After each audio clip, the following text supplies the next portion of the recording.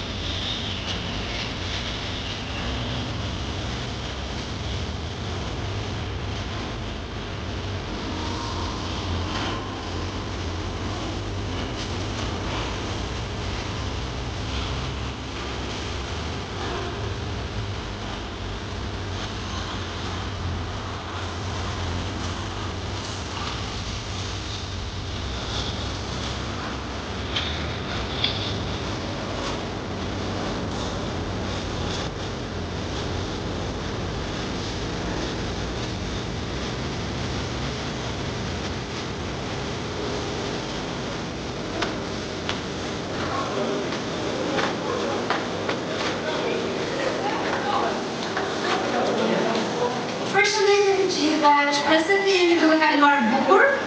Unë vi nga stafi surpriza magjike dhe kam si një surprizë për çiftin. A jeni kurioz ta dini nga kush është surpriza? Një letër për ty në ditën më të bukur të jetës tënde. Sot je dhëndër. Sot je në qendër të vëmendjes me kostumin më serioz, me buzëqeshjen më të sinqertë dhe ndoshta me një ngërç të vogël në stomak. Por mos u shqetëso. Ky s'është një mesazh për këshilla martese. Nuk do të tregojmë çfarë të bësh apo çfarë të mos harosh. Ky është një kujtim i gjallë nga ata që të kanë parë të rritesh, nga ata që të kanë parë të rrëzohesh, të qash fshehur, të qeshësh me shpirt, të ndërrosh fort, e ndonjëherë të bësh besni fort kur ishte thjesht një zemër e madhe që kërkonte vend.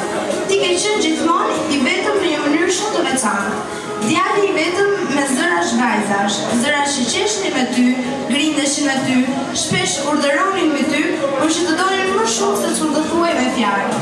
Nuk të kemi thirrur kur shok, kushëri, as thjesht pjesë e fisit. Jo, ti ke qenë më shumë se kaq. Një vëlla me të gjitha ngjyrat që kjo fjalë mban. Shok, mbrojtës, qortues, përqafues dhe nganjëherë edhe viktimë shakave tona. Sot na rre zemra fort për ty, sepse ti po nis një rrugë të bukur. E meriton këtë lumturi. E meriton një njeri për krah që të doj ashtu siç të duam ne, pa kushte dhe pa pushim. Po, sot një copë e vogël nga ne mbetet pezull. Na mungon ai djali i dëkurshëm, na mungon pak për këdhelja jote, buzëqeshja jote kur doje diçka dhe mënyra se nuk thoje kur dua, por e merrje me shumë dashuri.